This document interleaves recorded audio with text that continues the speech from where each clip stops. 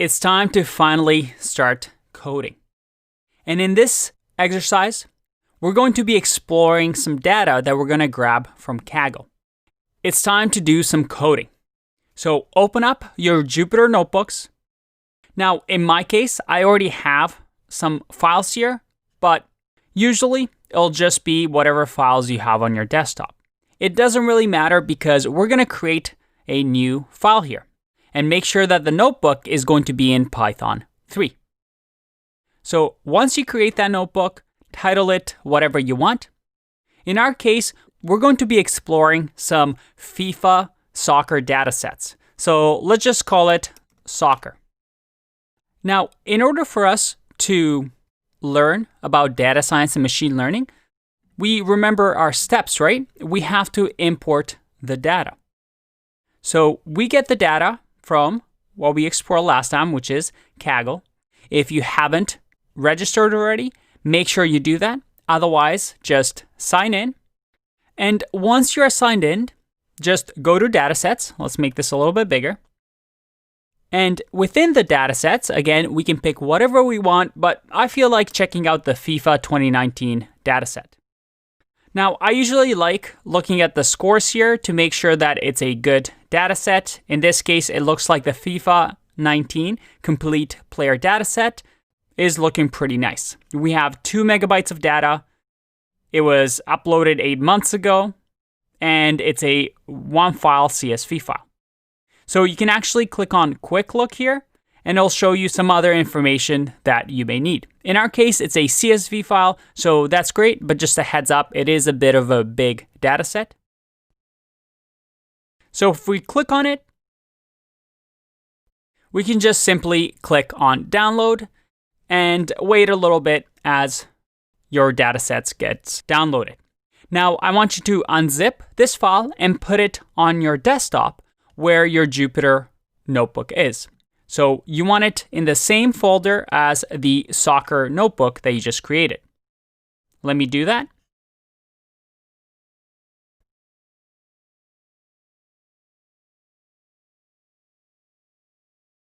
So now if I go to my home, I see that I have data.csv, which is the file that we imported from Kaggle.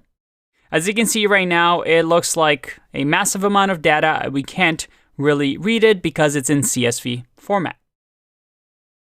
Now, if we go back to our soccer notebook, we're going to use the pandas library to do our data analysis to see what we actually get from Kaggle. Now, in our case, we used Kaggle to grab our data, but you can imagine that there's different ways to gather the data. You can, for example, like we saw, use something like Beautiful Soup to scrape web pages so that you can understand it better. So you can use any type of data possible. Ideally, if it's in a CSV format, then we can use pandas and really do some neat things with it. So let's take a look. Now, luckily for us, by opening Jupyter with Anaconda, remember the Anaconda Navigator, we actually have access to libraries like pandas automatically. So all we have to do is simply say import pandas, and we can do as PD just so we have a shorthand instead of typing out pandas every time. So if I do this, I now have access to pandas. And with pandas, I can do read underscore CSV to actually read our CSV file.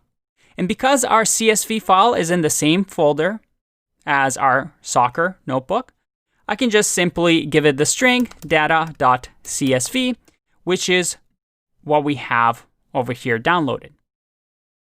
So if I run this, I get my data right here. And look at that. I have my pretty data with nationality. We have links to photos. We have the name of the players, the IDs, the age, and a ton of other things. Now, the neat thing with pandas is that we get this output as what we call a data frame. And pandas allows us to manipulate this data frame so that we can do interesting things with it. So usually what you'll see is you'll just create a variable data frame equals pd.readCSV. So that now this data frame is what we get down here. All this information is now in our data frame variable. And we can do interesting things and run different methods and properties on it. So for example, if I do data underscore frame dot shape, it'll give me more information about my data. In this case, you'll see that a tuple object is not callable. I get nice errors in my Jupyter notebook, and that's because shape is actually not a method, but instead a property on data frame. So if I run this again, look at that. This is the shape of my data. I have 89 columns and, well, a ton of rows. Now, I can also do different things. And this is the neat part about Jupyter, is that I can just leave the input and output here. And if I do a different cell block, I'll still have this information. It'll still have imported pandas as PD. So if I do now data frame dot, let's do describe, I'll be able to run this. And again, it shows or describes the data that I have. With describe, we get the count. So for example, the overall age accumulated. We get the mean age, that is the average age of the player, so 25. And we also get interesting things like maybe the oldest player is 45.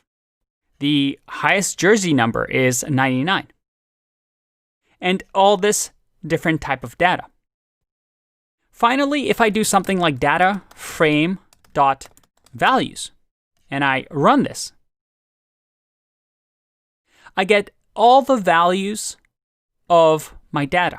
And you see here that it's an array that has different players in it. So remember how I said libraries like NumPy work with arrays and lists in Python and help us manipulate them?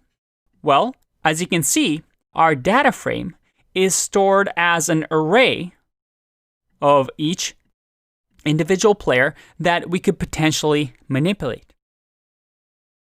And what we've done here is we've simply imported the data. So we learned the first step of our ML steps, that is to import the data.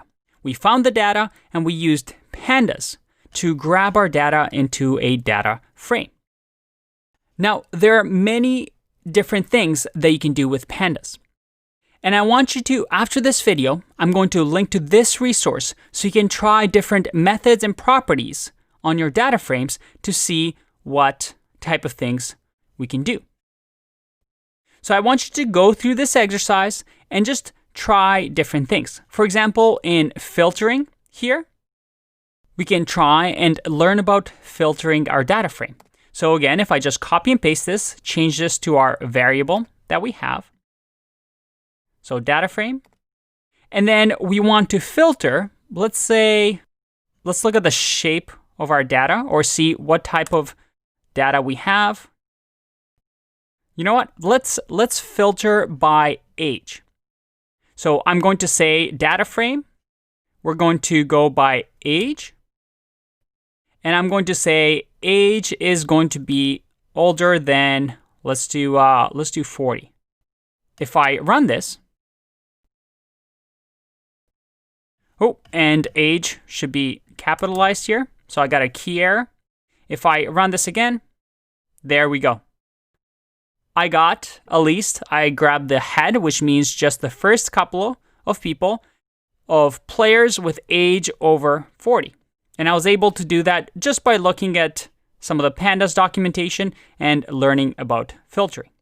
So I want you to explore this. It's not too long, and try out different data manipulation techniques so that you get familiar with pandas. Again, you don't need to memorize this. Often, you usually will just look at the documentation and grab the data that you need. In the next video, we're going to try and solve an interesting problem with this data set. I'll see you in the next one. Bye-bye.